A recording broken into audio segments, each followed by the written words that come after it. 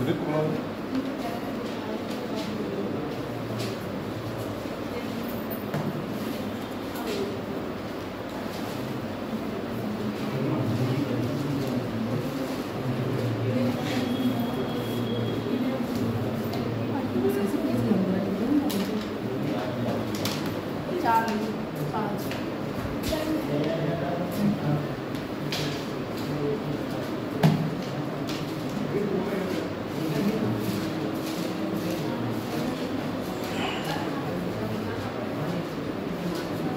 देखो बेटा, पिछले लेक्चर में हमने पढ़ा था डीएनए के बारे में।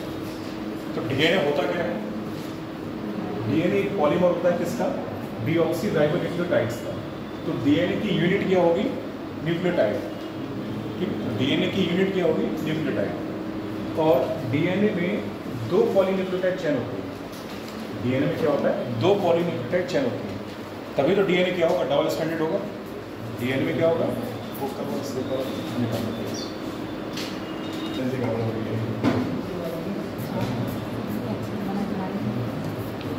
तो फिलहाल हम लोग एक डीएनए का स्ट्रक्चर बना रहे थे कल, जो कि अधूरा रह गया था और दोबारा उनकी मेहनत करनी पड़ेगी। ठीक है,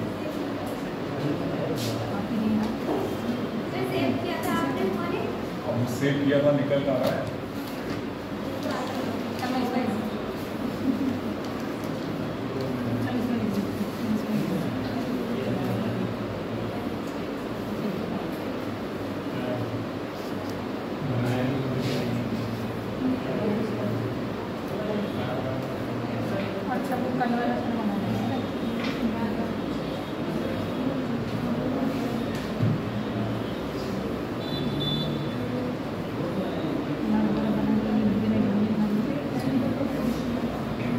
देखो बेटा, एडेनिन किससे जुड़ेगा? थाइमिन से।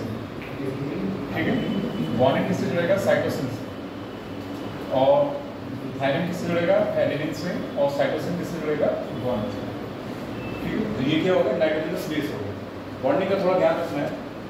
एडेनिन थाइमिन के बीच डबल बॉन्ड बनेगा और साइटोसिन ग्वानिन के बीच क्या बनेगा? ट्रिपल बॉन्ड बनेगा। ठीक, अब क्या होगा इसमें? हम लोग शुगर मॉलिक्यूल ऐड करेंगे।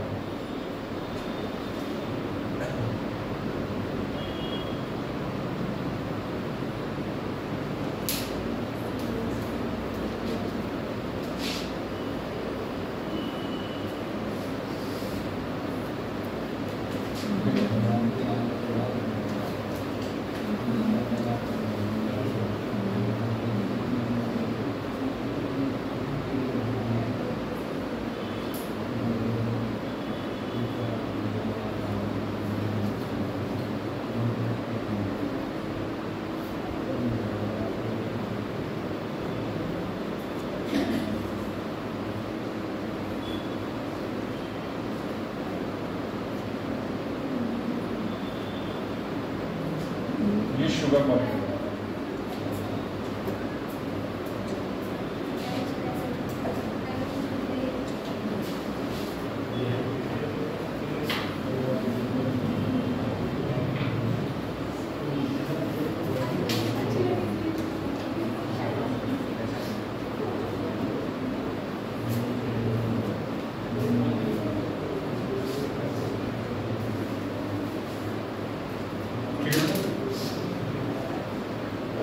एक चीज और याद रखनी है यहाँ पे, मैंने कल एक पेंटोस शुगर का डायग्राम बनाया। ठीक है, तो पेंटोस शुगर का डायग्राम हम दोबारा बनाया समझने के लिए, केवल यहाँ पे बना।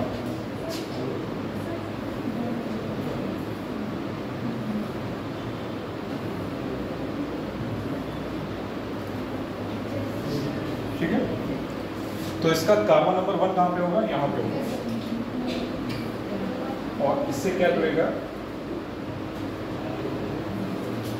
OH H H H, ये भी क्या है? H OH और H C H2 OH। ठीक है बेटा, ये पेंटोस शुगर का डायग्राम है। अगर इसकी मेलिंग करेंगे तो ये कार्बन नंबर क्या है? 1, ये 2 है, ये 3 है यहाँ पे, ये 4 है और ये 5 है। फॉस्फेट ग्रुप कहाँ पे जुड़ेगा? कार्बन नंबर 5 पे जुड़ेगा, ठीक है, और 1 पे क्या जुड़ेगा, बेस जुड़ेगा। तो कार्बन नंबर 1 कहाँ है, यहाँ पे ये वाला है, ठीक है, तो कार्बन नंबर 1 ही है हमारा, 1 ये, ठीक है। तो 1 से क्या जुड़ा हुआ है, बेस जुड़ा हुआ है। 5 पे क्या जुड़ेगा, फॉस्फेट जुड़ेगा, तो फॉस्फेट जोड़ देंगे यहाँ पे हम लोग इस तरीके से, 5 पे फॉस्फेट जोड़ देंगे। इधर भी क्या होगा, 5 पे क्या होगा, फॉस्फेट होगा, ठीक है। इधर भी क्या होगा, 5 पे क्या होगा बेटा, फॉस्फेट होगा। इधर भी क्या होगा, 5 पे क्या होगा, फॉस्फेट होगा, ठीक है। नहीं, कार्बन नंबर, कार्बन की पोजीशन याद रखनी है ना। अगर हम इसको 1 कार्बन मानते हैं, 5 में हाँ, अगर ये कार्बन नंबर 1 मानते हैं ना, तो 1 2 3 4 और 5वां यहाँ कहीं पे आएगा, ठीक है ना। ये वाला जो रिंग से बाहर होता है, ये 5 कार्बन शुगर है, लेकिन 5वां जो कार्बन है वो रिंग से बाहर है, ठीक है। 5वां कार्बन रिंग से बाहर होता है। ऐसे ही अगर इसको हम नंबरिंग करेंगे तो क्या हो जाएगा, ये 1 है, ठीक है। 1 के बाद 2 इधर आएगा, 2 3 4 और ये 5 इधर आएगा, तो यहाँ पे कहीं पे जुड़ेगा हमारा फॉस्फेट,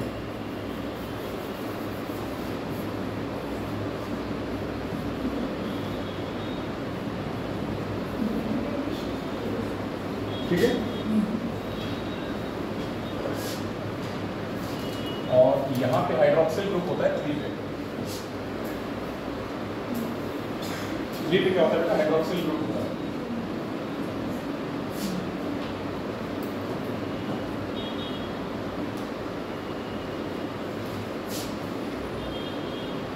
ये इस तरीके से जुड़ेगा, ठीक है। 1 2 3 ये इस तरीके से, ये इसका डायग्राम होगा, ठीक है। और ये वाला 3 ये इसका सिरा फ्री होगा, और ये वाला क्या होगा,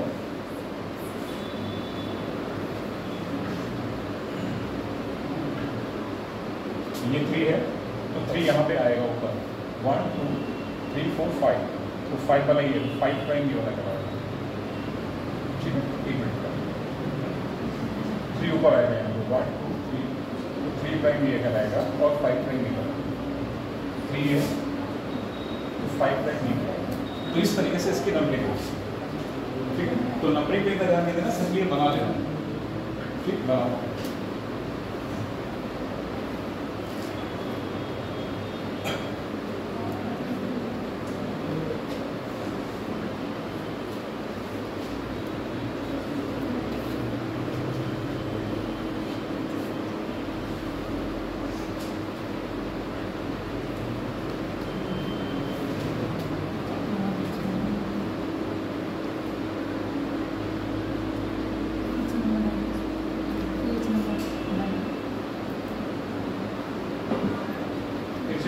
इसको ये वाला फ्री कर दूंगा, इतना बना, ठीक।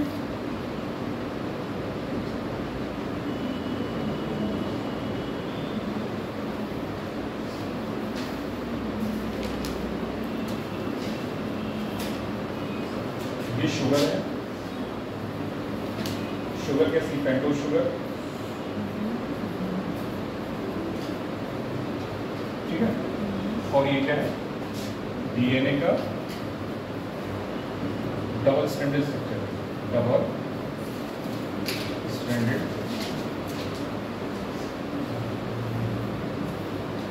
स्ट्रक्चर।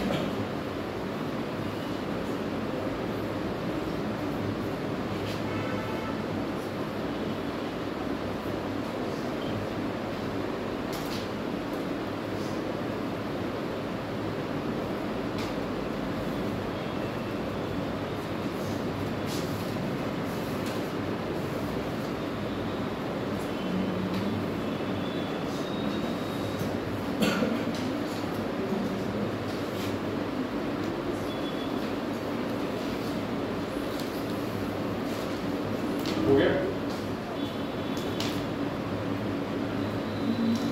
बन गया।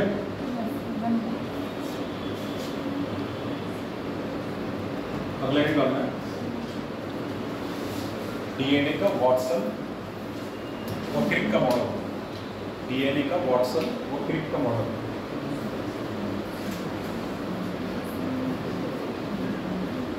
डीएनए का वॉटसन और क्रिक का मॉडल, इसको रेस करो।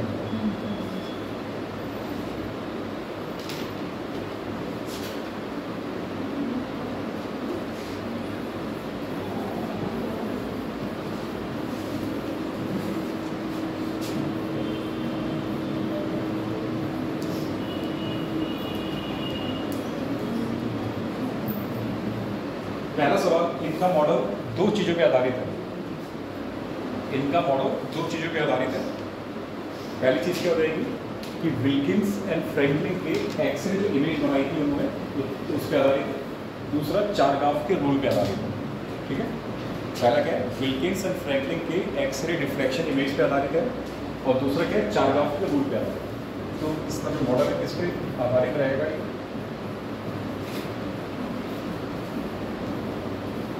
नंबर वन करके विल्किंस एंड फ्रैंकलिन क्या है, ये x ray diffraction image, x ray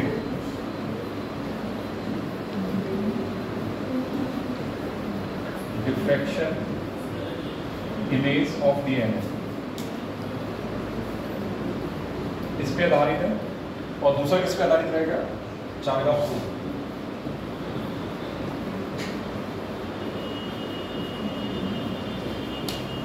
चारगाफ rules यानी कि बेस पेरिंग जो है ना, चारगाफ नहीं देगा, उस पर आधारित रहेगा।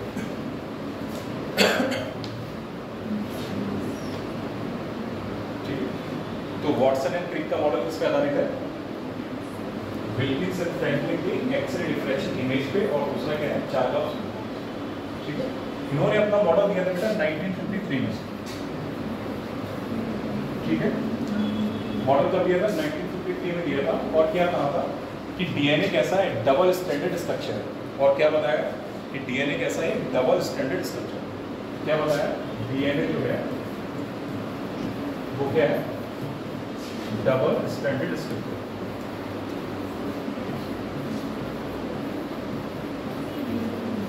डबल स्टैंडर्ड स्ट्रक्चर इन्होंने ये बताया। ठीक है,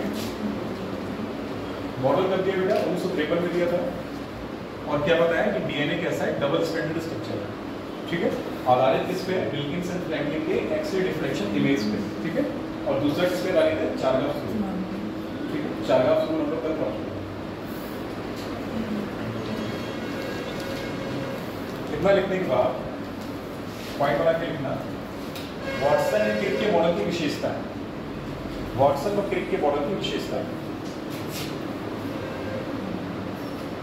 वॉटसन और क्रिक के मॉडल की विशेषता है।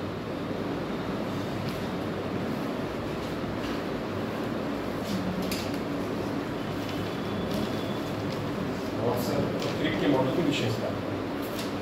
विशेषताएं पढ़ने के लिए एक डायग्राम जरूरी है। Alright?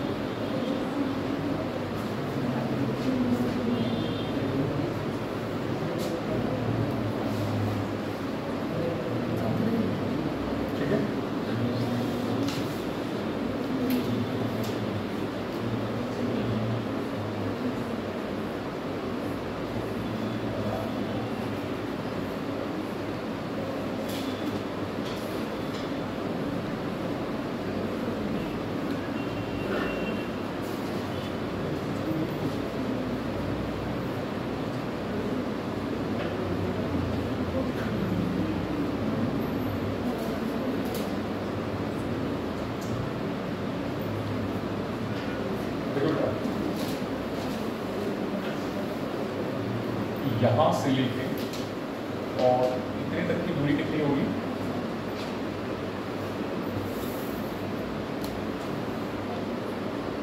ये 34 एंगस्ट्रॉम की दूरी होगी, यानी कि एक टर्न की दूरी, एक घुमाव की दूरी कितनी होगी इसके 34 एंगस्ट्रॉम।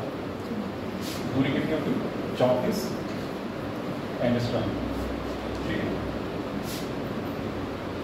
और ये दूरी कितनी होगी, ये होगी 3.4 एंगस्ट्रॉम,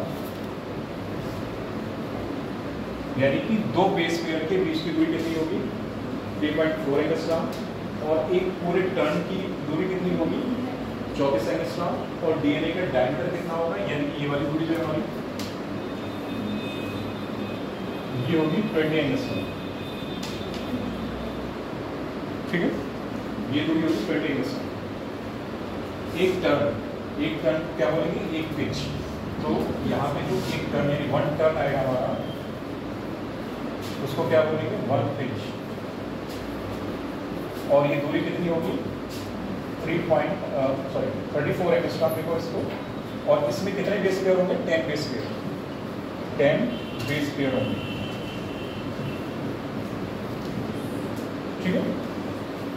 1 टर्न यानी एक घुमाव बोलो या एक पिच बोलो, ठीक है, एक घुमाव बोलो या एक पिच बोलो, तो उसकी दूरी कितनी होगी 34 एंगस्ट्रॉम, और उसमें बेस पेयर की संख्या कितनी होगी 10 होगी, ठीक है। और किन्हीं दो बेस पेयर की दूरी कितनी हो जाएगी 3.4 एंगस्ट्रॉम, और डीएनए का डायमीटर कितना हो जाएगा 20 एंगस्ट्रॉम, ठीक है। इतनी बात है।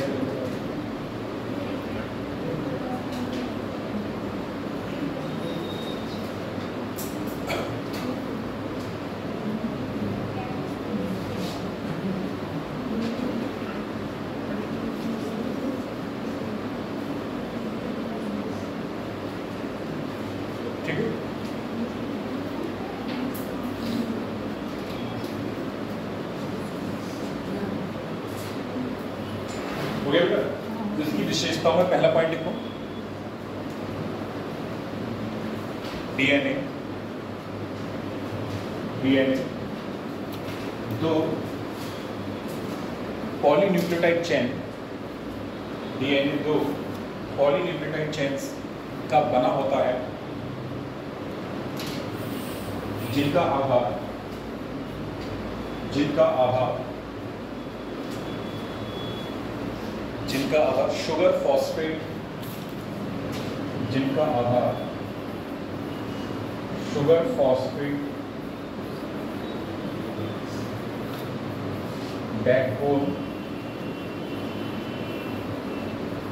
शुगर फॉस्फेट बैकबोन होता है, जिनका आधार शुगर फॉस्फेट बैकबोन होता है,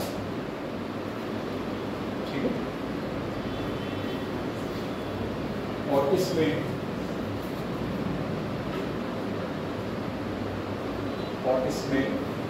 नाइट्रोजनी बेसिस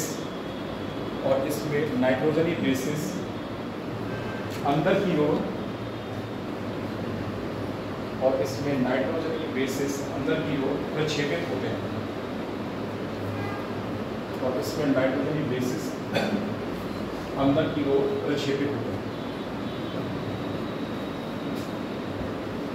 ठीक है बेटा। इसको समझने के लिए डायग्राम अभी बनाया था ना, पहले वाला डायग्राम, उसको देखो जरा पहले, जो डायग्राम पहले बनाया था उसको देखो, उसमें उसका आधार किसका बना हुआ है, देखो नाइट्रोजनी बेस क्या है अंदर की तरफ, सबसे अंदर क्या है नाइट्रोजन बेस है, ठीक है। बाहर की तरफ क्या है शुगर और फॉस्फेट अणु है, तो एक पॉलीन्यूक्लियोटाइड चेन का आधार क्या होगा शुगर फॉस्फेट बैकबोन, ठीक है, जिसमें नाइट्रोजनी बेस क्या होगा अंदर की तरफ प्रक्षेपित होगा, ठीक है। डायग्राम देखो उसमें समझ में आएगा, ठीक है। जो an क्या है शुगर फॉस्फेट बैकबोन है, और नाइट्रोजन बेसिस क्या है उसमें अंदर की तरफ प्रक्षेपित, ठीक है। तो ये पहला पॉइंट। दूसरा पॉइंट देखो,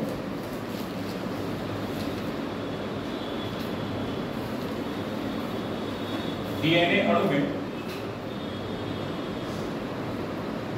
अणु में दोनों पॉलीन्यूक्लियोटाइड चेन्स, डीएनए अणु में दोनों पॉलीन्यूक्लियोटाइड चेन्स एक दूसरे के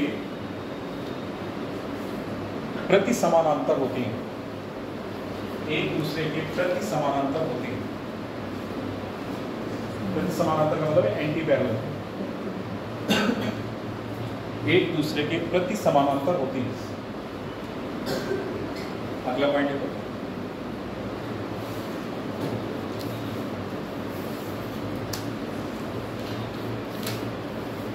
पॉलीन्यूक्लियोटाइड चेन में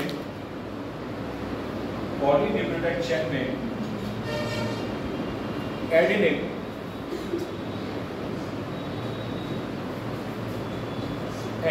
हमेशा डबल बॉन्ड के जरिए थाइमिन से जुड़ा होता है, और ग्वानिन हमेशा ट्रिपल बॉन्ड के जरिए साइटोसिन से जुड़ा होता है, और ग्वानिन हमेशा ट्रिपल बॉन्ड के जरिए साइटोसिन से जुड़ा होता है। ठीक है, अगला पॉइंट,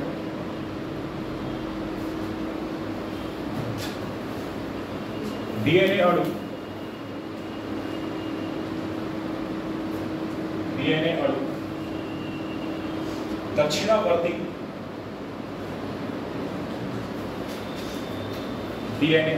दक्षिणावर्ती हेलिकल स्ट्रक्चर,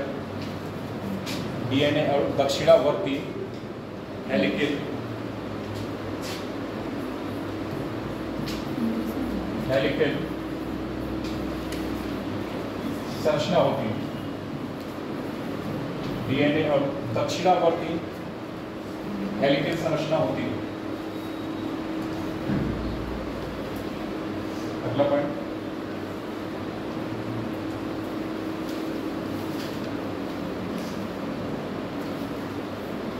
डीएनए अणु में एक घुमाव की दूरी,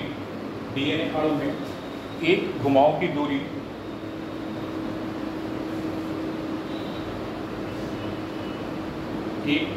दूरी 34 एंगस्ट्रॉम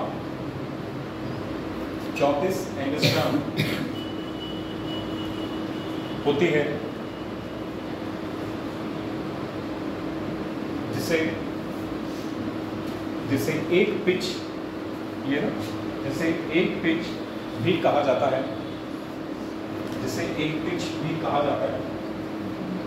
और इसमें लगभग 10 बेस पेयर शामिल होते हैं,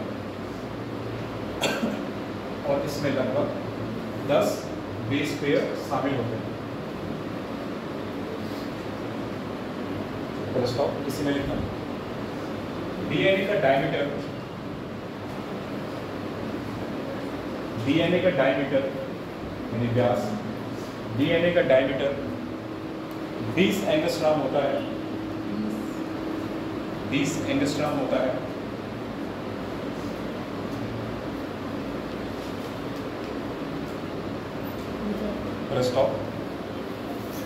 अगला पॉइंट, किन्हीं भी दो क्रमागत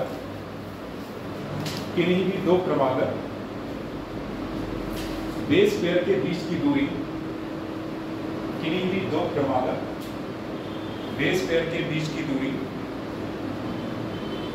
3.4 एंगस्ट्रॉम होती है, 3.4 एंगस्ट्रॉम होती है।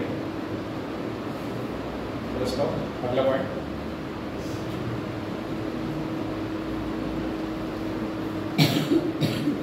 डीएनए अणु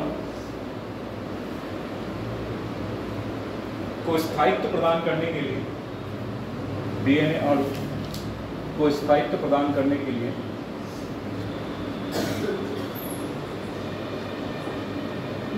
नाइट्रोजनी क्षार के बीच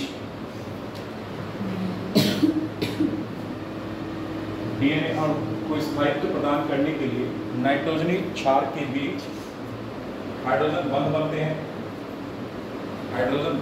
हैं,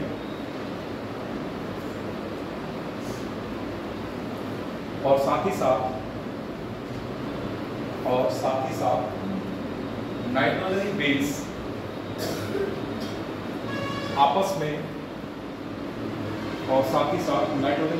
आपस में एक दूसरे के ऊपर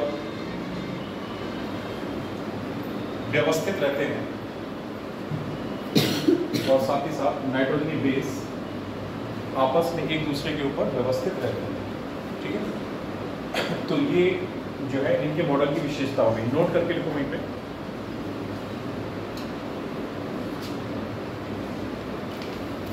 वॉटसन व क्रिक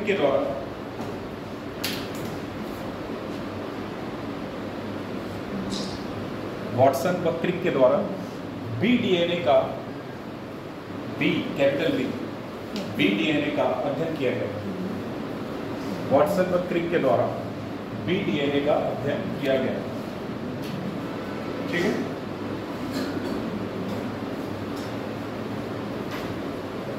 वॉटसन व क्रिक के द्वारा बी डीएनए का अध्ययन किया गया। बेटा एक मिनट थोड़ा सा यहाँ पे ध्यान दो। डीएनए के कई प्रकार होते हैं, ए डीएनए, बी डीएनए और जेड डीएनए। इसके अलावा भी सी डीएनए है, ई डीएनए है। ठीक है, तो इन सब में नहीं पढ़ना है हमें, बस केवल ए, बी और जेड इन डीएनए को थोड़ा सा पढ़ना है, केवल इनके नाम जानना है। ठीक है, ए डीएनए, बी डीएनए और जेड डीएनए। ए डीएनए कैसा होता है, ये भी राइट हैंडेड होता है। बी डीएनए कैसा होता है, ये भी राइट हैंडेड होता है। और जेड डीएनए कैसा होता है, ये लेफ्ट हैंडेड होता है। ठीक है, और इनमें मोस्ट कॉमन कौन सा होता है, बी डीएनए। इनमें सबसे ज़्यादा जो कॉमन है वो क्या है, बी डीएनए। और वॉटसन एंड क्रिक ने जिस डीएनए के बारे में बताया वो कौन सा डीएनए था, बी डीएनए। ठीक है, इसको जरा लिख लो, नोट करके मैं लिख लो। डीएनए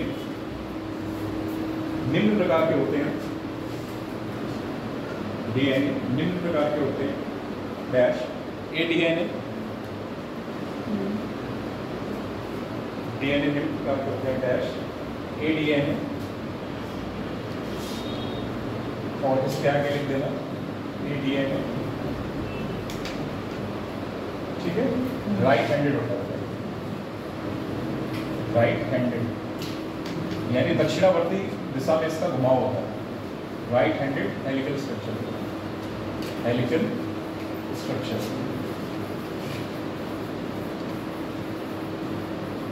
ठीक है बेटा, राइट हैंडेड हेलिकल, हेलिकल का मतलब है कि कैसे स्प्रिंग, इस तरीके से हेलिक्स का right handed helical structure. B DNA, ये भी क्या होता है, right handed helical structure. Z DNA, ये भी क्या होता है, ये होता है left handed, left handed helical structure. और मोस्ट कॉमन डीएनए कौन सा होता है,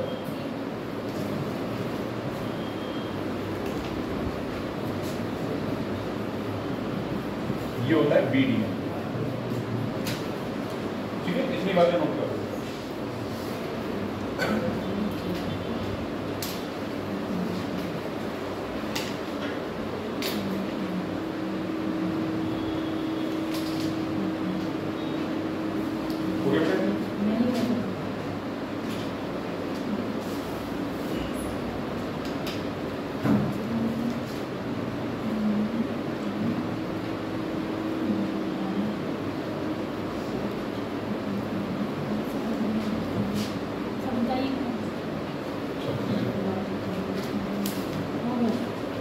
तो ये कुछ बेसिक जानकारी होगी डीएनए के बारे में। अब इसमें जो आगे बढ़ेंगे हम लोग वो है डीएनए को प्रूफ किया था एज ए जेनेटिक मटेरियल।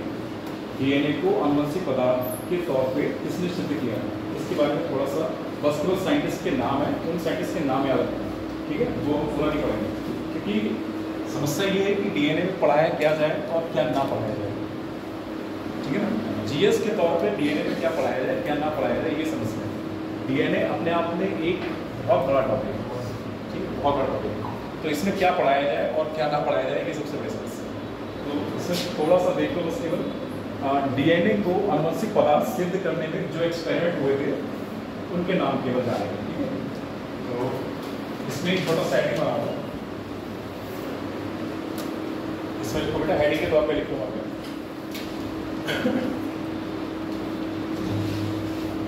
आनुवंशिक पदार्थ के तौर पर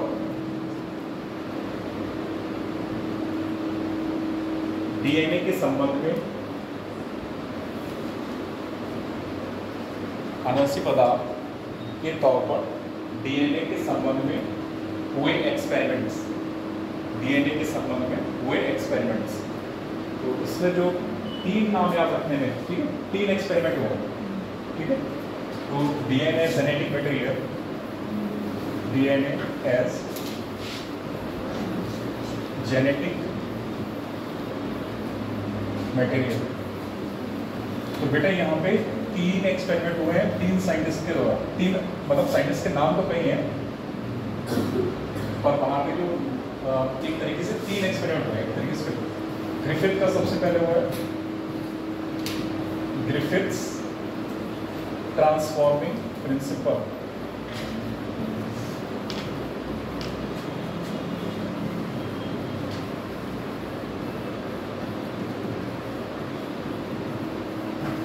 पहले एक्सपेरिमेंट का नाम ये है, ठीक है, ग्रिफिथ्स ट्रांसफॉर्मिंग प्रिंसिपल। दूसरे जो साइंटिस्ट हुए हैं एवरी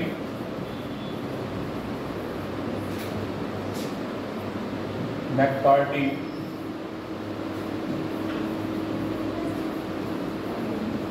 एवरी मैककार्थी और एक है मैक्लियोड। ये साइंटिस्ट का एक ग्रुप है जिन्होंने दूसरा एक्सपेरिमेंट किया। ये साइंटिस्ट का एक ग्रुप है जिन्होंने दूसरा एक्सपेरिमेंट किया था, ठीक है बेटा। और अगले साइंटिस्ट का ग्रुप है हर्से एंड चेज एक्सपेरिमेंट, ठीक है। तो अगला जो एक्सपेरिमेंट है वो है हर्से एंड चेज एक्सपेरिमेंट। बस केवल इनके नाम और थोड़ी थोड़ी सी जानकारी। हर्से एंड चेज एक्सपेरिमेंट,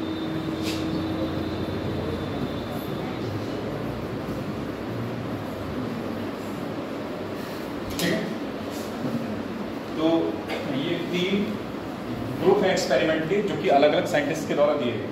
पहला ग्रुप क्या है, ये पहला एक्सपेरिमेंट है ग्रिफिथ्स का ट्रांसफॉर्मिंग प्रिंसिपल। दूसरा क्या है, एवरी मैककार्थी एंड मैक्लियोड। तीसरे ग्रुप में क्या है, हर्से एंड चेज एक्सपेरिमेंट, ठीक है। तो हमारा जो पहला हेडिंग रहेगा वो है ग्रिफिथ्स ट्रांसफॉर्मिंग प्रिंसिपल। पहला हेडिंग क्या रहेगा, ग्रिफिथ्स ट्रांसफॉर्मिंग प्रिंसिपल, ठीक है। क्या हो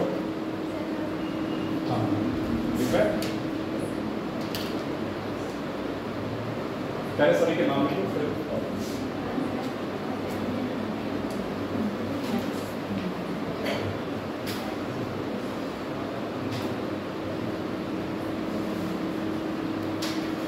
जब मैं इसको पढ़ाता हूँ तो मुझे समस्या ये होती है कि मैं इसमें क्या पढ़ाऊँ और क्या ना पढ़ाऊँ। क्योंकि वाकई में ये इतना वास्ट है, इतना ब्रॉड टॉपिक है कि इसको समझ में आता है कि क्या छोड़े और क्या ना छोड़े। एक्चुअल में बेसिक ही है ये एक्चुअल बेसिक है। मेरी पूरी डायरी डीएनए के ऊपर है। मेरी अपना जो खुद का नोट्स है ना, मेरी लगभग डायरी केवल 2 ही टॉपिक पे है। एक जेनेटिक्स पे हो गई जो पूरा मेंटल का एक्सपेरिमेंट है वो, और एक मॉलिक्यूलर जेनेटिक्स मतलब डीएनए आरएनए प्रोटीन। तो इन 2 टॉपिक पे मेरी पूरी डायरी भर गई, इन 2 टॉपिक पे। और बस उसमें ये है कि उसमें मैंने नोट्स जो बनाए केवल एक बुक के नहीं है, उसमें कई सारी बुक के नोट्स हैं। उसमें अगर जेनेटिक्स का कोई भी यहाँ पे अगर बायोलॉजी का बैकग्राउंड का होगा तो उसने सुना होगा, नस्केड बायोलॉजी है, बेंजामिन पेयर्स की बायोलॉजी है, ये फॉरेन ऑथर जितने भी, और कुछ एनसीईआरटी को मैंने वहाँ पे कॉपी करके बनाया। तो उसमें 3-4 राइटर के वहाँ पे बुक्स को मैंने प्रिफर करके बनाया। डीएनए ओके, बहुत बड़ा ये हो गया बेटा, इतना हो गया।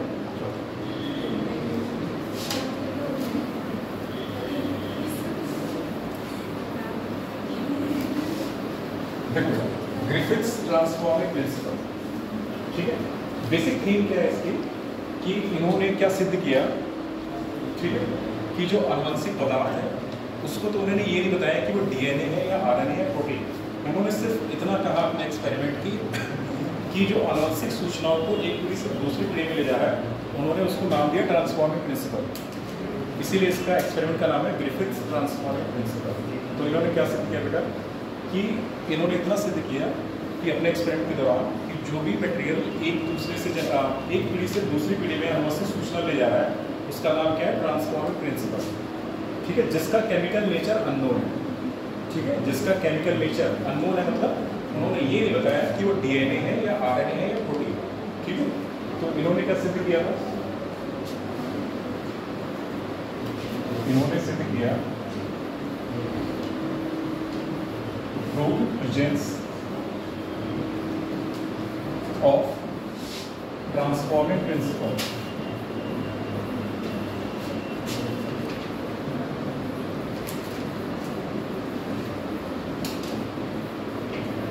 ठीक है बेटा।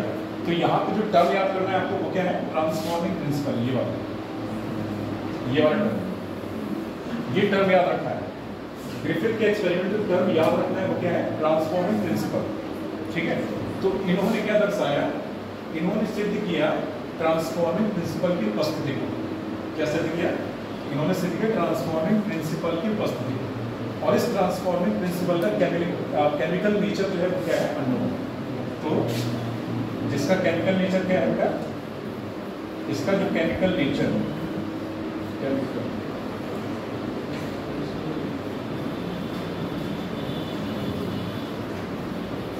ये अननोन मतलब अज्ञात।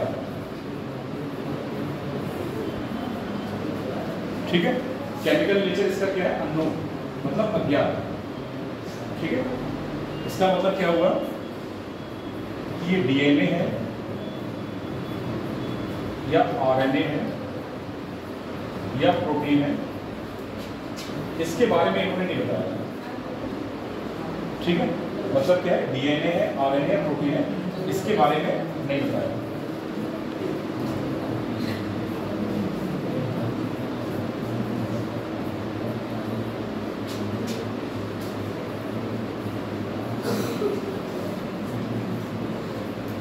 अननोन का मतलब क्या है बेटा? इस लाइन का मतलब क्या है? Chemical nature. अननोन का मतलब क्या है? कि जो ट्रांसफॉर्मिंग प्रिंसिपल है वो डीएनए है या आरएनए या प्रोटीन, इसके बारे में इन्होंने नहीं बताया। ठीक है, इतना और इन्होंने अपना एक्सपेरिमेंट किस पे किया था? चूहे पे किया था। इन्होंने एक्सपेरिमेंट किस पे किया? चूहे पे किया था। ठीक है, तो जो इनका एक्सपेरिमेंट है ये वाला, ये किस पे आधारित है? चूहों पर आधारित।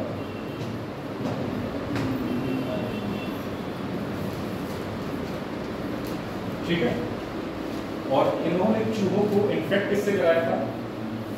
स्ट्रेप्टोकोकस निमोनिया, एक बैक्टीरिया होता है। तो चूहों को इन्फेक्ट करा रहे हैं, चूहों को स्ट्रेप्टोकोकस निमोनियाई से। ये वैज्ञानिक नाम है, ये बैक्टीरिया का नाम है, इसको अंडरलाइन करो। स्ट्रेप्टोकोकस निमोनियाई, चूहों को स्ट्रेप्टोकोकस निमोनियाई से इन्फेक्ट करा रहा है, इससे संक्रमित करा रहा है।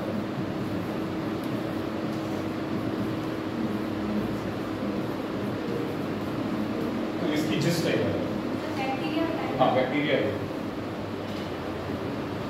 इसमें इतनी बातें लिखो। ठीक है, बाकी बहुत है कि इसके जो स्ट्रेप्टोकोकस निमोनियाई, इसके दो स्ट्रेन लिए गए हैं।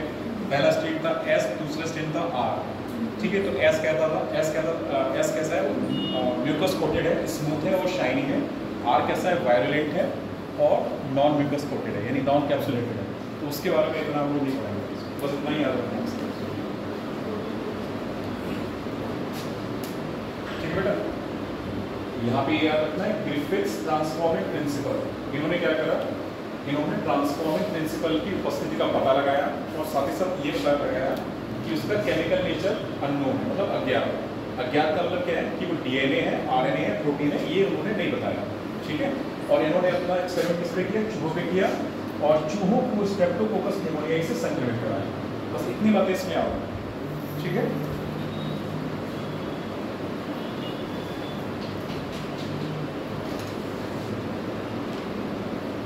हो गया ना?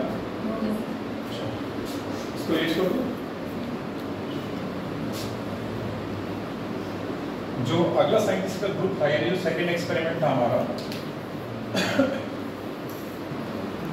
एवरी मैककार्थी और मैक्लियोड।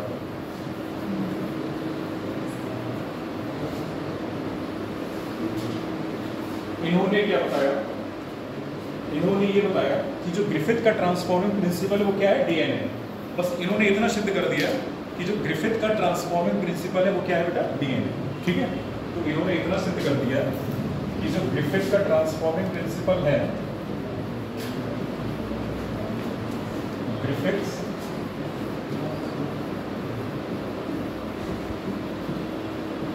ट्रांसफॉर्मिंग प्रिंसिपल,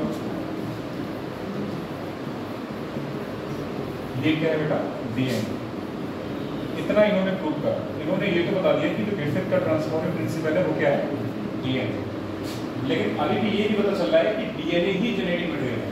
केवल इन्होंने ये बताया है कि जो ग्रिफिथ का ट्रांसफॉर्मिंग प्रिंसिपल है वो क्या है, डीएनए। ठीक है,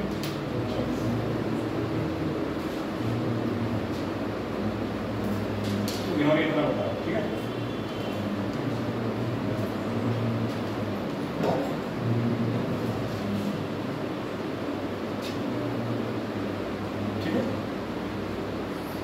यहाँ पे इसका प्रिंसिपल इज डीएनए, तो पता चल जाएगा कि किसके बारे में बात हो रही है। Griffiths transforming principle is DNA. इन्होंने क्या करा, जो चूहे मरे हुए मिले थे या चूहे मिले थे ना, उन्होंने इन्होंने उन चूहों से क्या करा, कुछ बायोकेमिकल्स को प्यूरिफाइड करा और उनको डाइजेस्ट करा। इन्होंने क्या करा कि जो चूहों से इन्होंने 3 बायोकेमिकल इकट्ठे किए। वो 3 कौन से थे, डीएनए थे, आरएनए थे और प्रोटीन थे। इन्होंने उनको इकट्ठा करा टेस्ट ट्यूब में और उनको डाइजेस्ट कराया। ठीक है, प्रोटीन्स को प्रोटीएज से कराया, डीएनए को डीएनएज से कराया और आरएनए को आरएनएज से कराया। तो एंजाइम क्या करेगा, इनको तोड़ते हैं, इनको तोड़ा है।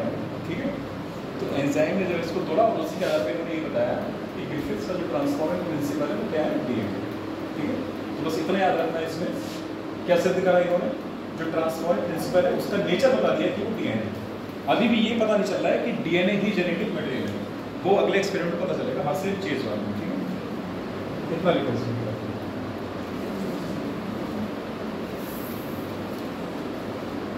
हो गया,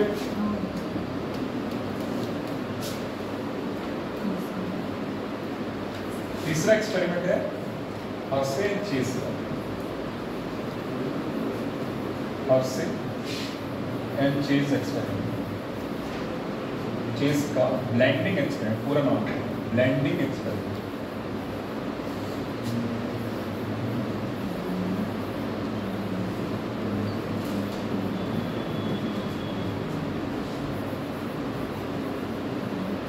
ये इनका एक्सपेरिमेंट है, हर्से एंड चेज का ब्लेंडिंग एक्सपेरिमेंट। ठीक है, बस इन्होंने क्या करा, इन्होंने ये सिद्ध करा कि डीएनए ही अनुवांशिक पदार्थ है। इन्होंने क्या करा, अभी तक ये सिद्ध नहीं कर रहा था कोई कि डीएनए अनुवांशिक पदार्थ है। पहले वाले में ग्रिफिथ में क्या था कि उन्होंने ट्रांसफॉर्मिंग प्रिंसिपल नाम दिया कि कोई है जो एक पीढ़ी से दूसरी पीढ़ी में सूचनाएं ले जा रहा है और उन्होंने उसको क्या नाम दिया, ट्रांसफॉर्मिंग प्रिंसिपल। दूसरे ग्रुप के जो साइंटिस्ट हैं उन्होंने क्या बताया कि ट्रांसफॉर्मिंग जो प्रिंसिपल वो क्या है, डीएनए। लेकिन वो भी ये नहीं बता रहे थे कि जो डीएनए ही है वो क्या है वास्तव में अनुवांशिक पदार्थ। ठीक है, लेकिन थर्ड ग्रुप के हमारे साइंटिस्ट हैं हर्से एंड चेज, इन्होंने सिद्ध किया कि डीएनए ही अनुवांशिक पदार्थ है। ठीक है, इसमें लिख लो बेटा, एरो देके नीचे लिख लो। इन्होंने सिद्ध किया कि डीएनए ही वास्तव में, इन्होंने सिद्ध किया कि डीएनए ही वास्तव में अनुवांशिक पदार्थ है। इन्होंने सिद्ध किया कि डीएनए ही वास्तव में अनुवांशिक पदार्थ है।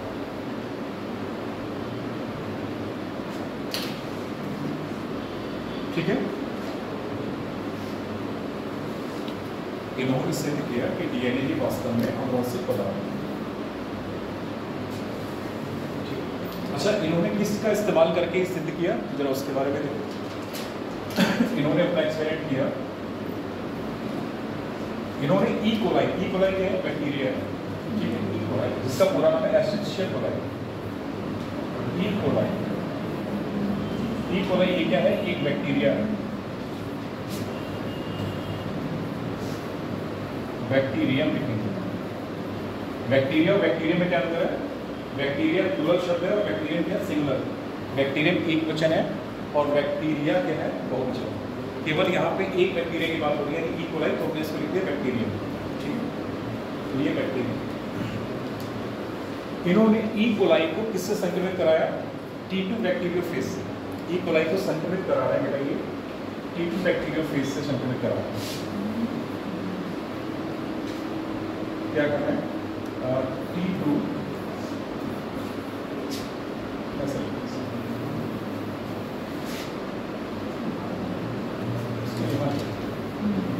आ नहीं पाएगा। T2 बैक्टीरियोफेज से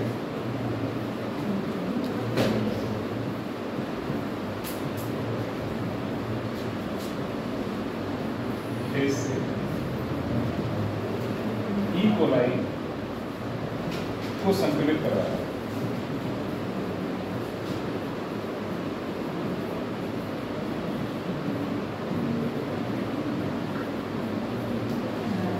ठीक है बेटा, याद है बैक्टीरियो का मतलब होता है बैक्टीरिया। जब आप इसको अगर तोड़ तो क्या मतलब बनेगा, इसका जरा याद है। ये पूरा एक बैक्टीरिया का नाम है, ठीक है। T2 बैक्टीरियोफेज क्या है? ये एक वायरस का नाम, सॉरी ये बैक्टीरिया नहीं, वायरस, ठीक है। T2 बैक्टीरियोफेज क्या है? ये वायरस है। जरा याद है, बैक्टीरियो का मतलब हो गया बैक्टीरिया,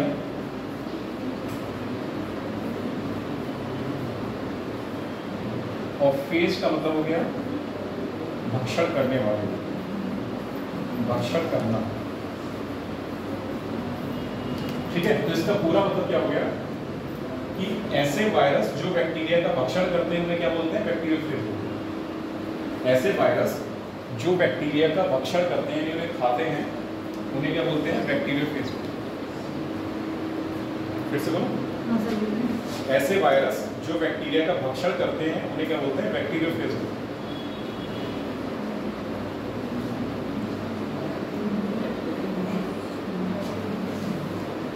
ठीक है बेटा।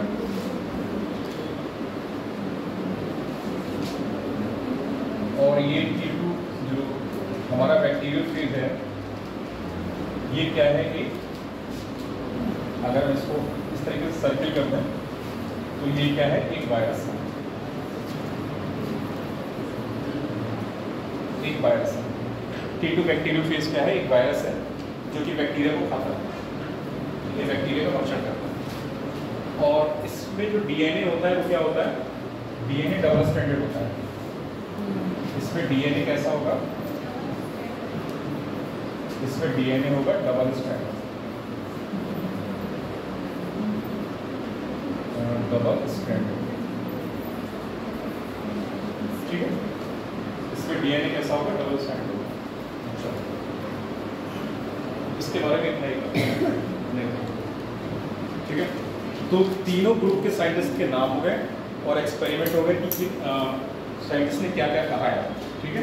पहले में ट्रांसफॉर्मर प्रिंसिपल कहा है, दूसरे में उसका नेचर बताया है कि डीएनए है, और तीसरे में क्या हुआ है कि सिद्ध कर दिया है कि डीएनए ही क्या है? जेनेटिक मटेरियल, ठीक है बेटा। तो ये सारे एक्सपेरिमेंट थे डीएनए जेनेटिक मटेरियल के बारे में।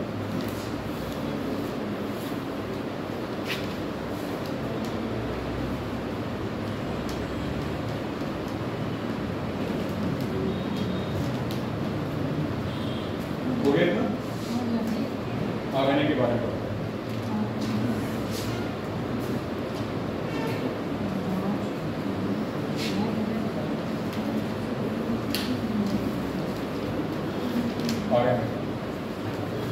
डीएनए के बाद अगला टॉपिक है आरएनए।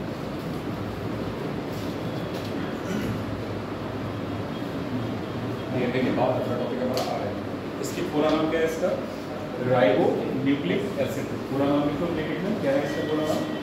Ribo nucleic acid.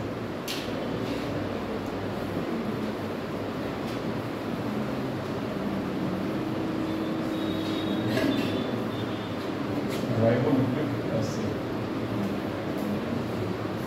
ये है क्या? It's a long polymer of ribonucleotides. DNA की यूनिट क्या थी बेटा? डीएनए की यूनिट है डीऑक्सीराइबोन्यूक्लियोटाइड। इसकी यूनिट क्या हो जाएगी? राइबोन्यूक्लियोटाइड, ठीक है। वहां से डीऑक्सी हट जाएगा क्योंकि डीएनए में क्या है? डीऑक्सी शुगर है, ठीक है, यानी कार्बन नंबर 2 से ऑक्सीजन हट जाती है। OH ग्रुप था ना, OH ग्रुप में केवल H लिखा रहता है, ऑक्सीजन वहाँ से हट गई थी कार्बन नंबर 2 से, लेकिन यहाँ क्या है, ऑक्सीजन साथ में रहेगी। ठीक है, तो इसीलिए क्या बोलेंगे इसको, राइबो शुगर बोलेंगे, और इसका पूरा नाम क्या हो जाएगा, राइबो न्यूक्लिक एसिड, और इसकी यूनिट क्या हो जाएगी, राइबो न्यूक्लियोटाइड।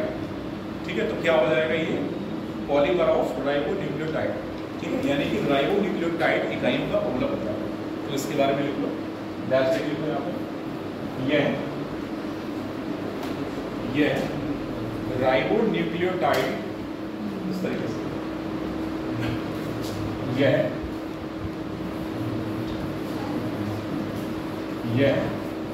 राइबो न्यूक्लियोटाइड इकाइयों का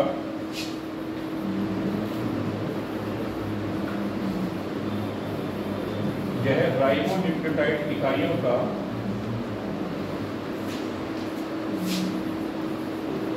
बहुलक होता है। ये राइबो न्यूक्लियोटाइड इकाइयों का बहुलक होता है, क्या हो जाएगा, it is a long polymer of ribo nucleotide units. ठीक है, it is a long polymer of ribo nucleotide units, मतलब राइबो न्यूक्लियोटाइड इकाइयों को क्या होगा, बहुलक होता है। ठीक है, इसकी संरचना के बारे में देखें तो क्या हो जाएगा, इसके स्ट्रक्चर की बात करें तो कितना हो गया था,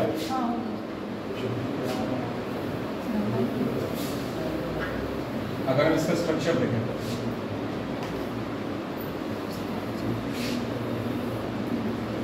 सीधे सीधे इसका स्ट्रक्चर देखें,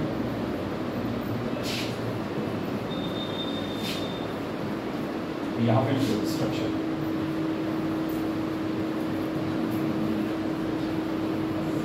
क्या होगा, इसमें पेंटोज शुगर होगी,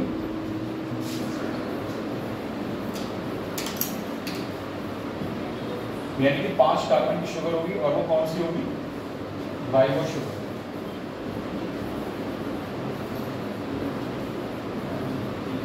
राइबो शुगर, और क्या होगा, फॉस्फेट मॉलिक्यूल,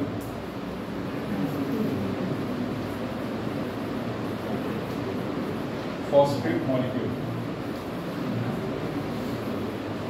और क्या होगा, नाइट्रोजनस बेसिस होंगे, नाइट्रोजन क्षार।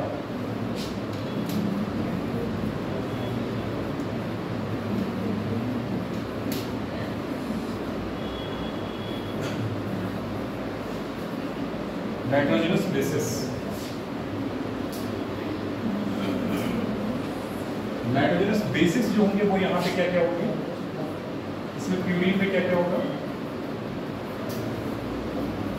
एडेनिन होगा और ग्वानिन होगा, A फॉर एडेनिन और G फॉर ग्वानिन। प्यूरिन में क्या होगा, एडेनिन और ग्वानिन होगा, G फॉर ग्वानिन। कल ही तो पढ़ा है, इतनी जल्दी बोलोगे तो कैसे काम करेगा, जी नहीं लगा, अभी लगा देते हैं, जी नहीं लगा, अब लगा,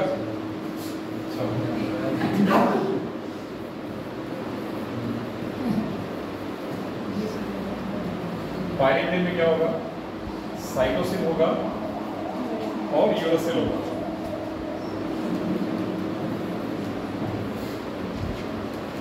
पायरिथेन में क्या होगा, साइटोसिन होगा और यूरासिल होगा। तो यहाँ पे नाइट्रोजनस बेसिस क्या क्या होंगे बेटे, प्यूरिन में एडेनिन और ग्वानिन, पायरिथेन में क्या होगा, साइटोसिन और यूरासिल। यहाँ पे क्या नहीं होगा, थायमिन नहीं होगा, क्योंकि थायमिन किस में मिलेगा, डीएनए में मिलेगा।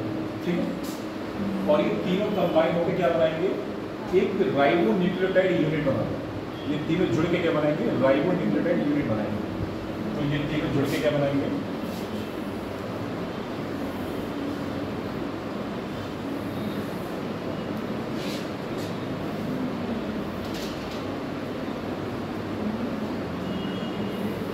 ये तीनों जुड़ के क्या बनाएंगे, राइबो न्यूक्लियोटाइड यूनिट बनाएंगे।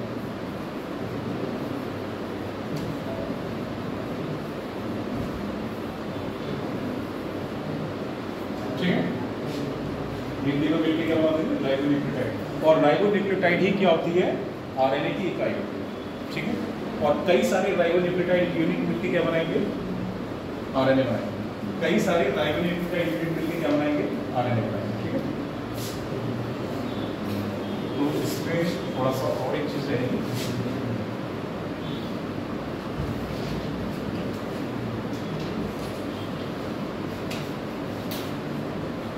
अभी ये ऑटोमेटिकली होगा, ठीक है, अपने आप ऊपर नहीं होगा ये, नहीं होगा। अच्छा यहाँ के इसके बाद एरो लिख लिखो यहाँ पे, इसके बाद एरो लिख लिखो, मैं यहाँ पे लिखूँ, इसके बाद का एरो ये है, मैं यहाँ पे लिखूँ।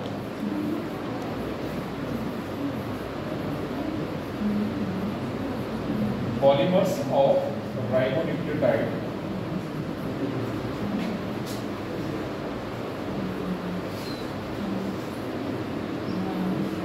क्या बनाएंगे बेटा? ये बनाएंगे rRNA, tRNA और mRNA।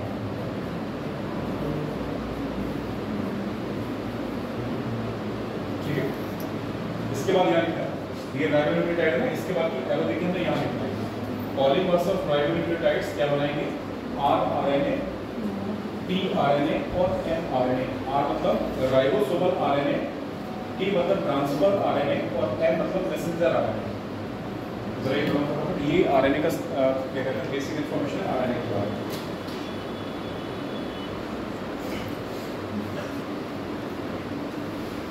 इसमें चारगाफ का नियम लगेगा नहीं लगेगा?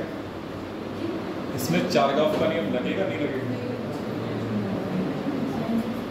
इसमें चारगाफ का नियम लगेगा, कितने लोग कह रहे हैं लगेगा? मैसेंजर आ रहा है, अगली थिंग इसमें। अच्छा क्यों नहीं लगेगा? इसमें चारगाफ का नियम क्यों नहीं लगेगा? हाँ, क्योंकि आरएनए क्या है, सिंगल स्टैंडर्ड है, इसीलिए इसमें बेस पेयरिंग होनी नहीं है। और डीएनए क्या होता है, डबल स्टैंडर्ड होता है, वहां पे बेस पेयरिंग होगी। ठीक है,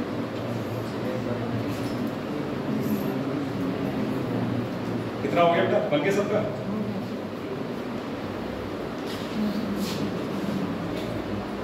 सीधे सीधे हेडिंग करो, टाइप्स ऑफ आरएनए।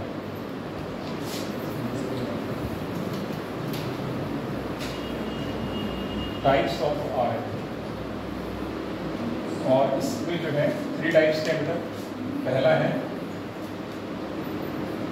राइबोसोमल, पहले मैसेंजर पढ़ रहा है, राइबोसोमल बाद में, पहले मैसेंजर आ रहा है।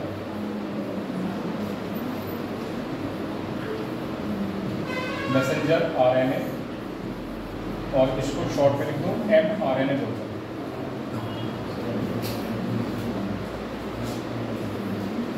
फिर है ट्रांसफर आरएनए,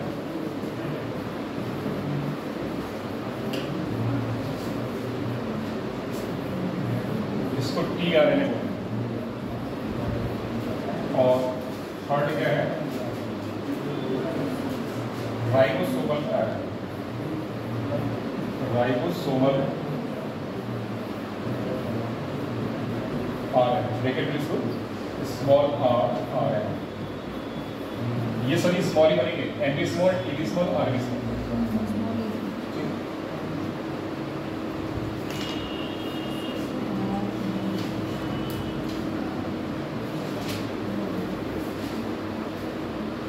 इसके अलावा भी बहुत होते हैं वो लिखेंगे नहीं, जैसे SNRNA होता है, HNRNA होता है, फिर ठीक है, तो ये सारे RNA और होते हैं, लेकिन फिलहाल यही होते हैं।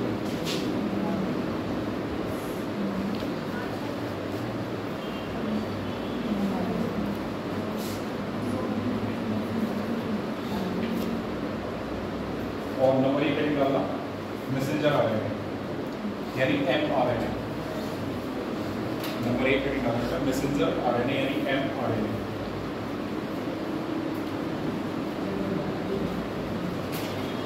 देखो इसके बारे में कुछ बातें सुनो जरा।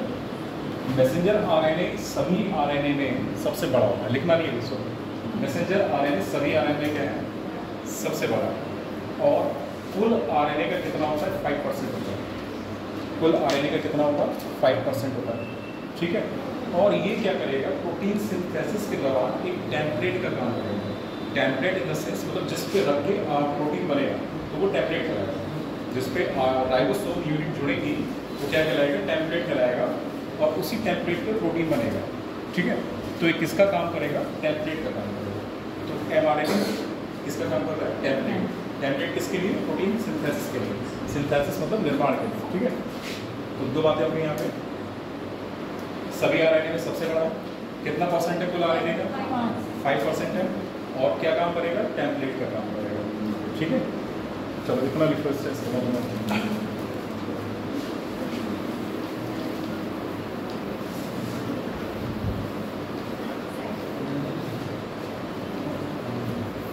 पॉइंट वाला कर, ये सभी आरएनए में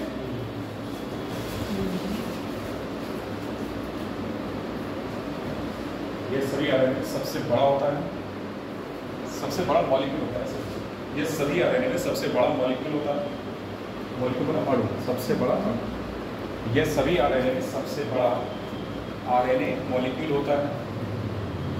फिर इसका अगला पॉइंट, यह कुल आरएनए का लगभग 5% होता है। यह कुल आरएनए का लगभग 5% होता है। अगला पॉइंट, प्रोटीन निर्माण की प्रक्रिया के दौरान, प्रोटीन निर्माण की प्रक्रिया के दौरान यह टेम्पलेट का कार्य करता है। प्रोटीन निर्माण की प्रक्रिया के दौरान यह टेम्पलेट का कार्य करता है। इसका छोटा सा डायग्राम बना दीजिए।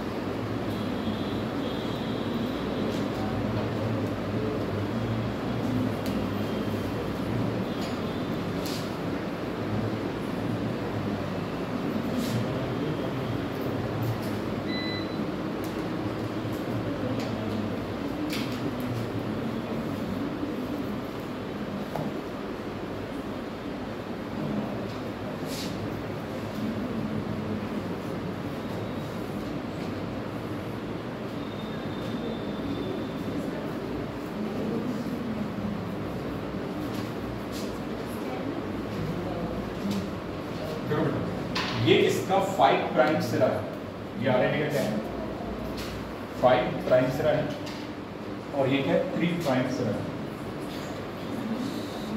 3 प्राइम सिरा, ये ऊपर डैश लगाते हैं।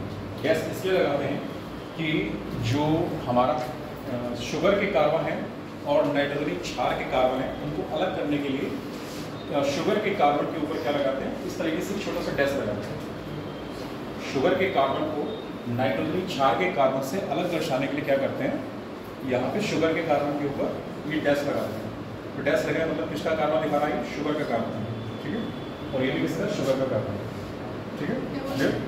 प्राइम 5 प्राइम एंड और 3 प्राइम एंड, ये सिरा है ना, एक सिरा ये है, दूसरा सिरा ये है, तो इसको बोलेंगे 5 प्राइम एंड, एंड मतलब सिरा, इसको बोलेंगे 3 प्राइम एंड, ठीक है, 3 प्राइम सिरा, ठीक है।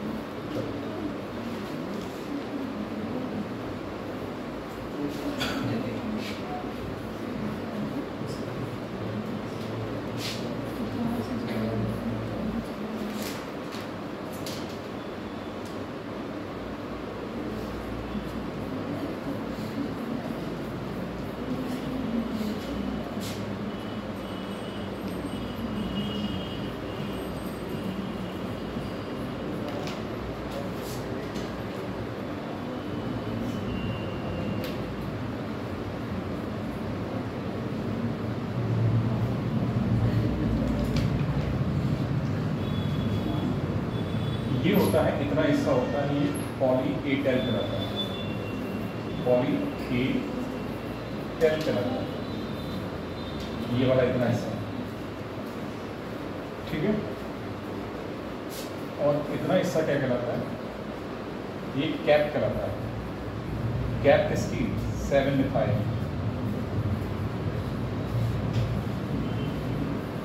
7 मिथाइल, ठीक है, ये कैप करा दिया। ये लीडर कहलाता है, ये वाला पार्ट कहलाएगा लीडर, और ये वाला पार्ट कहलाएगा टेलर। ट्रेलर ट्रेलर ट्रेलर ये ट्रेलर कहलाता है। और यहाँ पे होता है AUG, हाँ फैन नंबर किधर से होगा, ये तो ये वाला हो गया, लास्ट वाला ठीक है। लाइट तो जलने धीमी हो रही थी क्या? चलो अब आएगी, ज़्यादा बढ़ा दिया, ज़्यादा वॉल्यूम करो तो आवाज़ गूंजती है, मेरे कानों में ही गूंजती है, इसीलिए हल्की से। अब ठीक लग रही है? अच्छा, तो ये है एक mRNA का डायग्राम, ठीक है। तो बेटा ये mRNA का डायग्राम हमारा, तो एक mRNA बना दो,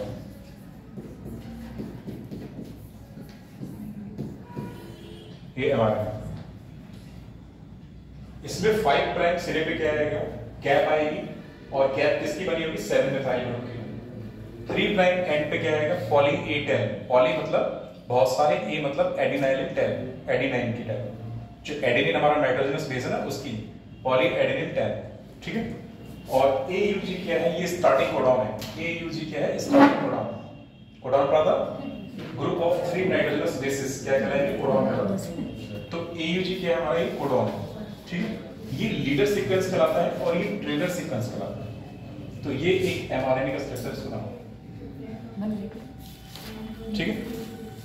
अगला है राइबोसोमल RNA, नंबर 2 पे लिखो राइबोसोमल RNA, नहीं नंबर 2 पे ट्रांसफर RNA का, नंबर 2 पे लिखो ट्रांसफर RNA।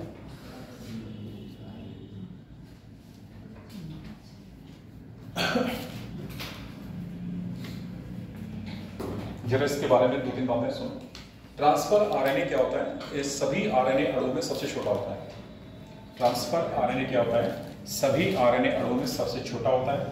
कुल RNA का कितना होगा, लगभग 15% होगा। इसे क्या बोलेंगे, इसे सॉल्युबल RNA भी बोलेंगे, मतलब घुलनशील RNA बोलेंगे। इसे ट्रांसफर RNA तो बोलते ही बोलते हैं, और साथ ही साथ इसका एक नाम और है एडाप्टर RNA, ठीक है। इसका एक नाम और हो जाएगा एडाप्टर RNA। तो इसके बारे में लिखो, यह सभी RNA अणुओं में, यह सभी RNA अणुओं में सबसे छोटा होता है। यह सभी RNA अणुओं में सबसे छोटा होता है। यह कुल RNA का लगभग, अगला पॉइंट, यह कुल RNA का लगभग 15% होता है। यह कुल RNA का लगभग 15% होता है।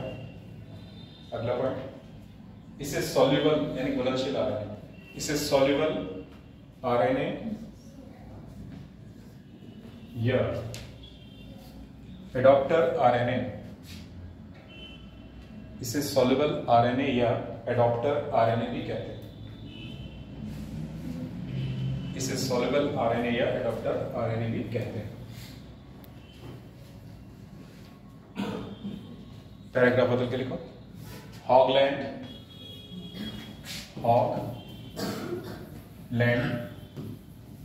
तथा जेमेटनिक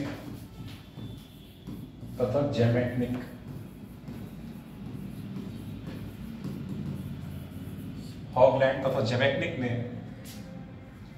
tRNA के संदर्भ में, हॉगलैंड तथा जेमेटनिक ने tRNA के संदर्भ में क्लोवर लीफ मॉडल, अभी लिखो,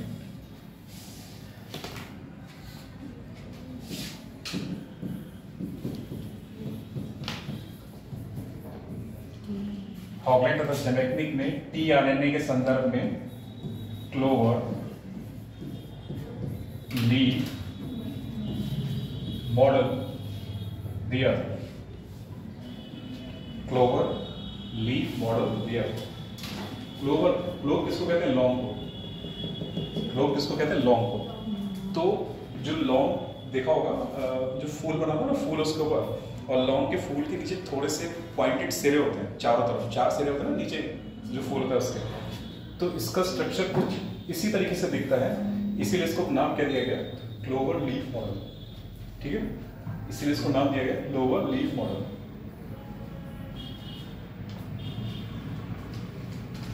ठीक है, फुल स्टॉप कर इसी।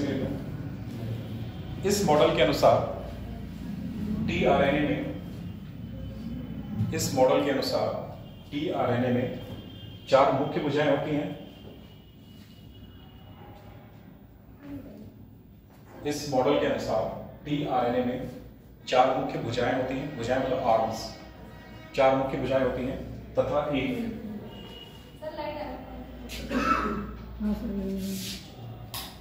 सर लास्ट वाला को बंद कर इधर भी बोलेगा लाइट ऑन हो गई, फैन ऑन हो गया, सारे क्रम से ही लगे थे इधर। कितना लिखा था? 4 मुख्य भुजाएं, 4 मुख्य भुजाएं होती हैं तथा एक एक्स्ट्रा तथा एक अतिरिक्त भुजा, ऐसा तथा एक अतिरिक्त भुजा होती है, तथा एक अतिरिक्त भुजा होती है जिसे वेरिएबल आर्म, जिसे वेरिएबल आर्म कहते हैं, जिसे वेरिएबल आर्म कहते हैं।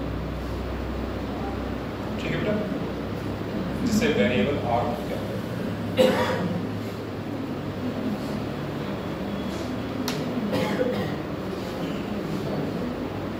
जरा इसका एक रफ डायग्राम देख लेते हैं कैसा है। टीआरएनए का एक रफ डायग्राम है।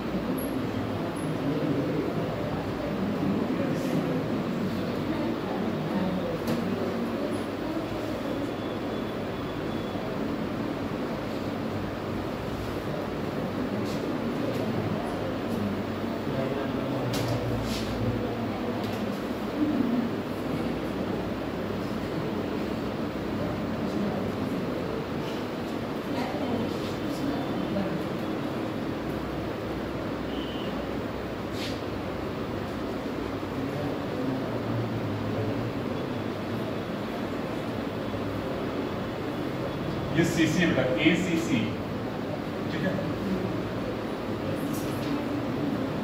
और ये इसका 3 प्राइम सिरा है, इसको अलग ढंग से कर सकते हैं।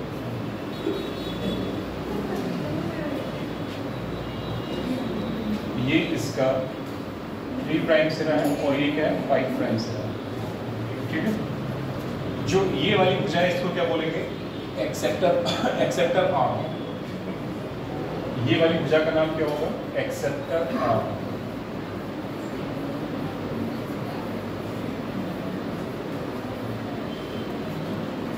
ये वाली भुजा है, इसका नाम क्या होगा? DHUR। इसका नाम क्या हो जाएगा बेटा? DHUR। ये वाली जो भुजा है इसका नाम क्या होगा? Anticodon arm.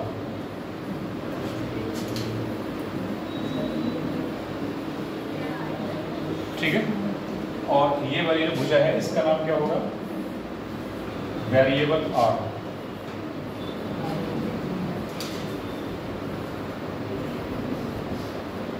और ये वाली जो भुजा है इसका नाम क्या होगा?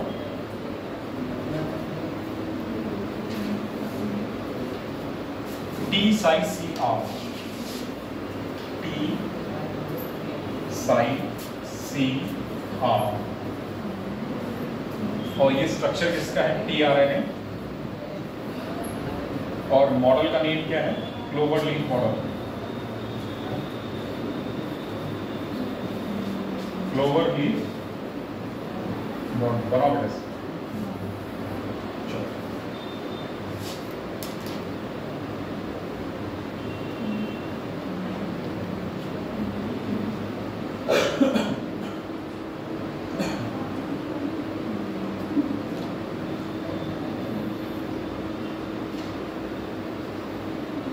थोड़ा सा नेमिंग सही करना इसका, जो यहाँ पे है ये इसको 5 करना और इसको जो है 3 करना।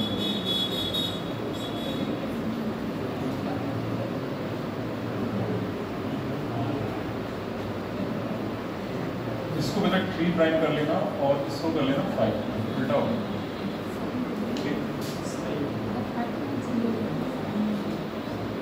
बस नेम थोड़ा सा सही कर लेना, उसको 3 प्राइम कर लेना, यहाँ पे 3 कर लेना और यहाँ पे 5 कर लेना।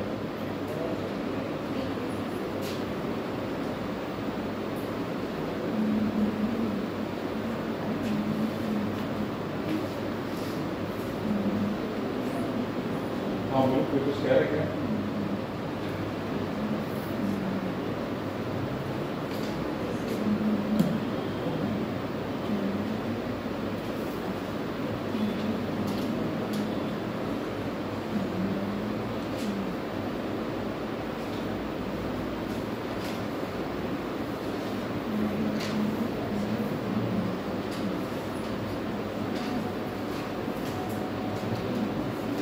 बन गया बेटा। लास्ट आरएनए हमारा रह गया है राइबोसोमल आरएनए। जो तीसरे नंबर का आरएनए वो क्या है, राइबोसोमल आरएनए।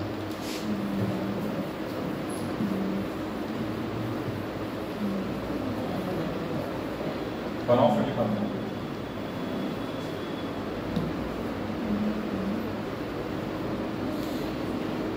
बन गया बेटा, हो गया, सबका हो गया।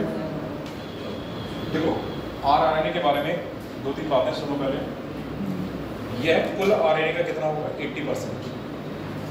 15 क्या हो गया, 15 टीआरएनए हो गया, 5 क्या हो गया, मैसेंजर आरएनए हो गया, बचा 80% राइबोसोमल आरएनए हो गया। तो कुल आरएनए का कितना होगा, 80%। ठीक है, ये पाया कहाँ जाएगा, ये कहाँ पाया जाएगा, न्यूक्लियस के अंदर एक संरचना होती है जिसको क्या बोलते हैं, न्यूक्लियोलस। ठीक है ना, न्यूक्लियस के अंदर एक संरचना है उसे क्या बोलते हैं, न्यूक्लियोलस। तो ये कहाँ पाया जाएगा, न्यूक्लियोलस में पाया जाता है। ठीक है, और ये क्या करता है कि राइबोसोम यूनिट्स का निर्माण करता है।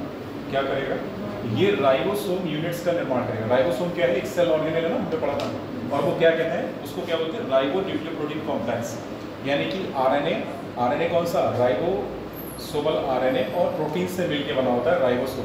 तो राइबोसोमल आरएनए किससे बनाएगा, राइबोसोम्स के बनने में ये महत्वपूर्ण भूमिका निभाता है। ठीक है, तो इसके बारे में ये बातें नंबर 1 करके लिखो। यह कुल आरएनए का 80% होता है। यह कुल आरएनए का 80% होता है। यह मतलब यह न्यूक्लियोलस में पाया जाता है। यह न्यूक्लियोलस में पाया जाता है, होता है। यह कुल आरएनए का 80% होता है। अगला पॉइंट, यह न्यूक्लियोलस में पाया जाता है। देखो बेटा, कुल आरएनए का 80% हो गया, कहाँ पाया जा रहा है, न्यूक्लियोलस में पाया जा रहा है। और राइबोसोम के बनने में महत्वपूर्ण भूमिका निभाता है। अगला पॉइंट को तीसरा वाला, यह राइबोसोम के निर्माण में सहायक होता है।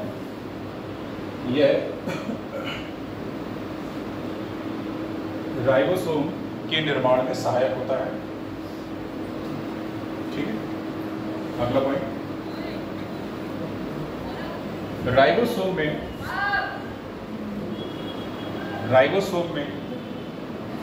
प्रत्येक राइबोसोम में 2 इकाइयां होती हैं। प्रत्येक राइबोसोम में 2 इकाइयां होती हैं, जिसमें पहली इकाई को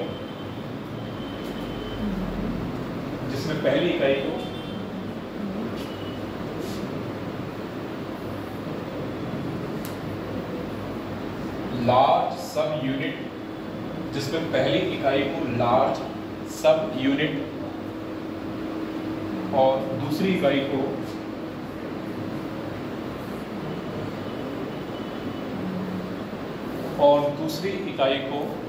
स्मॉल सब यूनिट कहते हैं, और दूसरी इकाई को स्मॉल सब यूनिट कहते हैं। लार्ज सब यूनिट को शॉर्ट फॉर्म में क्या लिख दोगे? LSU, और स्मॉल सब यूनिट को शॉर्ट फॉर्म में क्या लिख दोगे? SSU, स्मॉल सब यूनिट। अगला पॉइंट लिखो। ये पता नहीं था, वो नहीं बता रहा।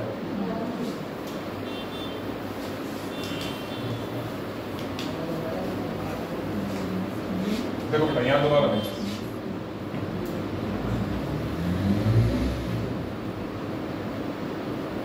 ठीक है, यहाँ पे लिख दे प्रोकैरियोट्स,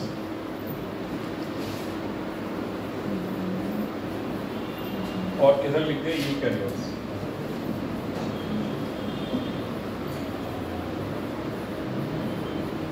प्रोकैरियोट्स में राइबोसोम कैसा होगा?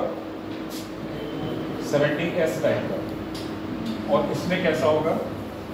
80S टाइप का, 80S, और ये 70S। ठीक है, इसमें जो LSU होगी यानी लार्ज सब यूनिट होगी, वो कितनी होगी? 50S, और जो स्मॉल सब यूनिट SSU होगी वो कितनी होगी? 30S। ठीक है, यूकैरियोट्स में 80S राइबोसोम पाया जाएगा, और इसमें जो लार्ज सब यूनिट होगी वो 60S होगी, और जो स्मॉल सब यूनिट होगी वो कितनी होगी? 40S। बस इसको बनाओ, ठीक है, इसको बनाओ, और RNA का काम करो।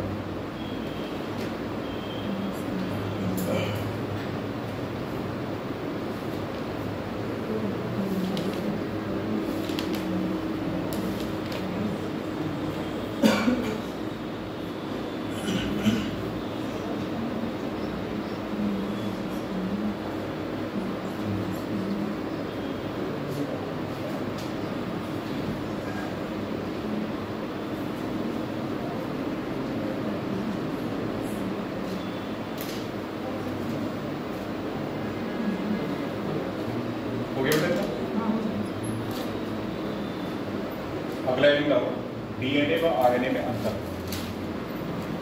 DNA व RNA में अंतर। अब अंतर आप लोग बताओ जरा, क्या क्या होंगे? DNA व RNA में अंतर।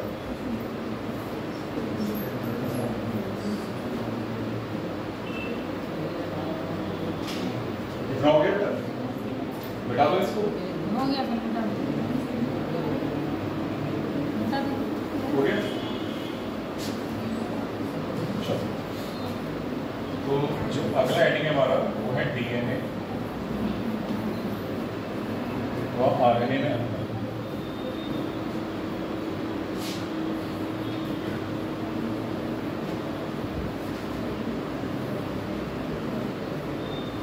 इधर DNA कर लो और इधर RNA, और इधर पैरामीटर करो। किन किन आधार पे मतलब जो है अंतर करेंगे? पैरामीटर। ठीक है,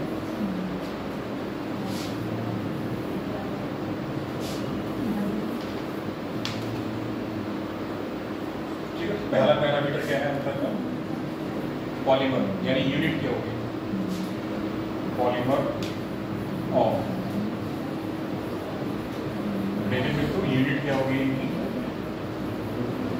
देखो बेटा, DNA की यूनिट क्या होगी? पहला अंतर तो यही है। DNA की यूनिट क्या है?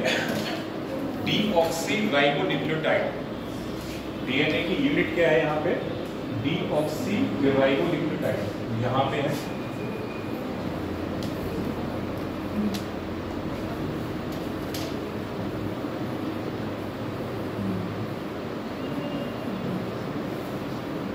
और यहाँ पे क्या है बेटा? आरएनए में राइबोन्यूक्लियोटाइड।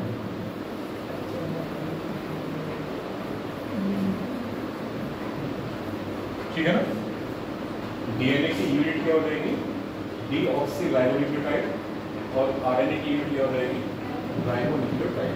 ठीक है।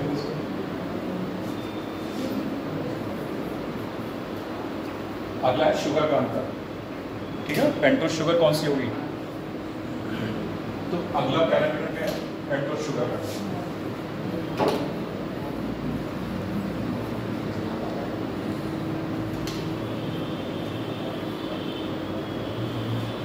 अगला अंतर क्या होगा? पेंटोज शुगर का।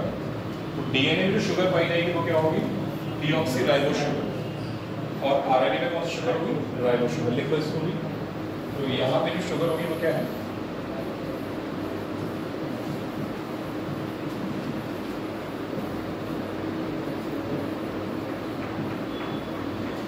और यहाँ पे जो शुगर होगी वो क्या होगी बेटा? Ribo sugar.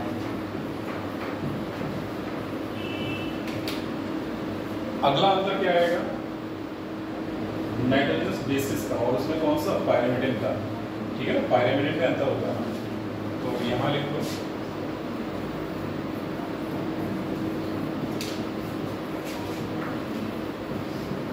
पायरिमिडिन्स। यहाँ पायरिमिडिन कौन कौन से आएंगे? Thymine and cytosine. ठीक है, पायरिमिडिन कौन से आएंगे यहाँ पे? Thymine and cytosine. यहाँ पे कौन सा आएगा? साइटोसिन और यूरासिल। ठीक है, थाइमिन नहीं होगा यहाँ पे। Cytosine and uracil. स्ट्रैंड का अंतर हो जाएगा, डबल स्ट्रैंड या सिंगल स्ट्रैंड। ठीक है,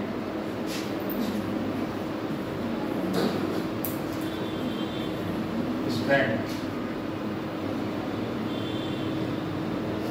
डीएनए कैसा होता है? मोस्टली डबल स्ट्रैंड लिखो। कुछ वायरसेस में जो होता है सिंगल स्ट्रैंड होता है, जैसे RNA virus, DNA single strand होता है। ठीक है, तो mostly double stranded.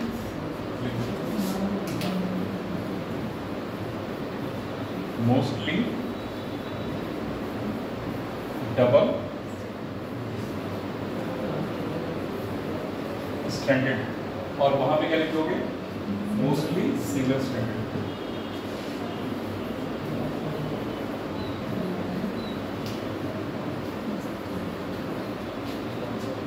Mostly single stranded.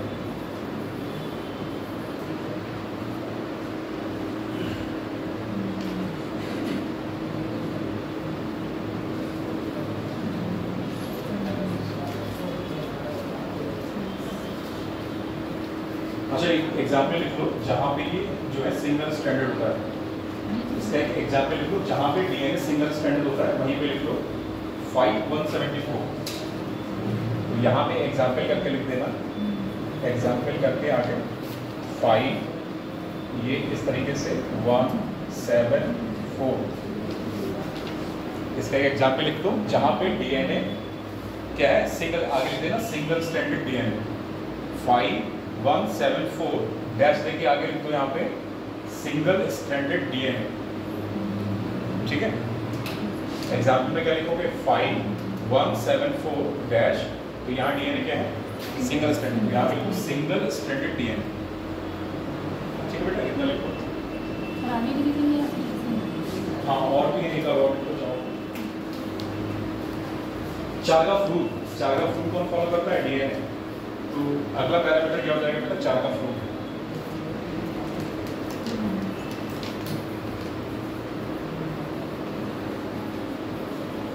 चार्गा fruit.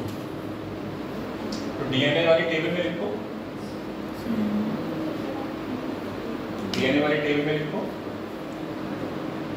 यह चार्गा फ्रूट का अनुसरण करता है। डीएनए वाली टेबल, ये बेटा 4 का फूल है ना, 5वां पॉइंट है, 5वें पॉइंट में लिखना है। 5वां पॉइंट पैरामीटर में क्या है हमारा 5वां पॉइंट, और उसमें डीएनए की टेबल में 5वां पॉइंट क्या आएगा, यह चारगाफ रूल का अनुसरण करता है। वो हो नहीं रहा, करके देख चुका हूँ, लाइन की तरह।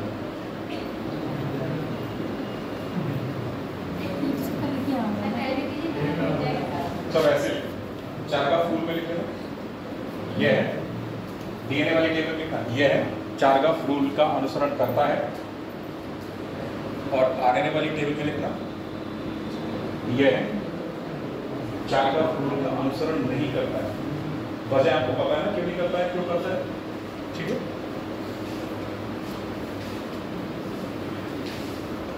आरएनए वाली टेबल में लिखना, यह चारगाफ रूल का अनुसरण नहीं करता है।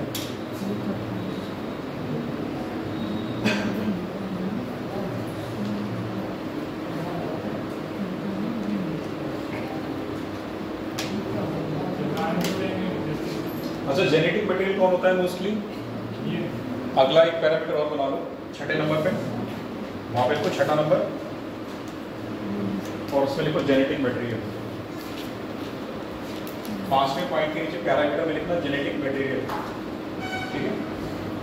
जो पैरामीटर में 5वां पॉइंट आएगा, 6ठा पॉइंट आएगा, उसमें लिखो जेनेटिक मटेरियल। तो डीएनए वाले कॉलम में लिखो 6ठे नंबर पे, डीएनए जेनेटिक मटेरियल का कार्य करता है, डीएनए जेनेटिक मटेरियल का कार्य करता है।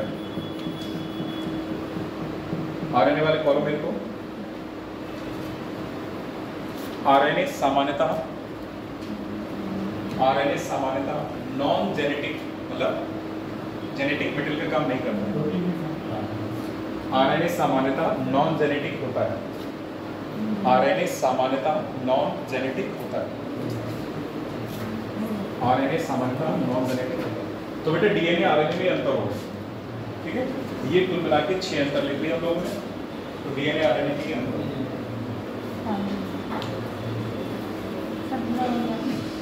कितना टाइम हो गया, पूरा हो गया सर, 25 हो गया। मैं भी कर गया।